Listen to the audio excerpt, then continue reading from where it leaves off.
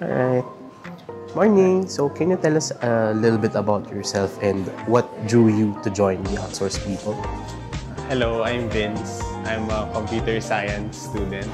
And what led me to join the Outsource People is one, the culture na meron yung work, since I heard na masaya magtrabaho dito and malaki rin yung mabibigay mo na impact sa company, since na malalagay ako sa position na marami akong matutulungan, na hindi lang sa outsourced people pero sa mga ibang teams rin and companies. Alright, next question is, what excites you the most about your role as an AI integration engineer with Lead Group? Yung exciting sa work ko is marami akong matutulungan na tao and mas makakatulong ako mabawasan yung mga work ng ibang tao, and mas makakatulong siya sa culture ng company na mas madali yung trabaho or mas chill, habang na hindi sinasacrifice yung output ng mga tao. Alright. So, in your own words, how do you see AI transforming the way we work and grow?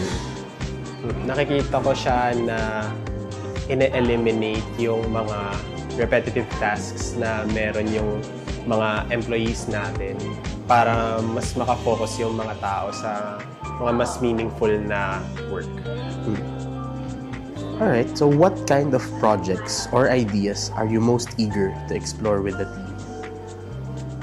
Exciting ngayon is yung CV generator, since based dun sa stats and sa mga gumagamit, nakikita ko na marami nga yung gumagamit ng software na yun, and exciting na mas makakatulong ako, mas maparami pa and mas mapaganda yung output ng software. So how do you approach integrating AI while keeping the human side of work intact? More on yung paggamit ng AI is sa mga repetitive tasks nga na kayang i-perform ng AI para makafocus yung mga tao sa mga human side ng work natin and sa mga qualitative na tasks natin. Alright, next is, what's one fun fact or hobby that helps you recharge outside work?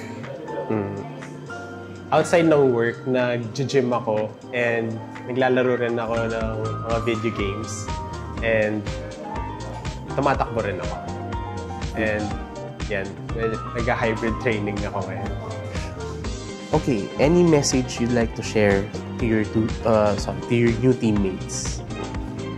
Hey guys, excited na ako makatrabaho kayo and sana maging friends tayo outside ng work.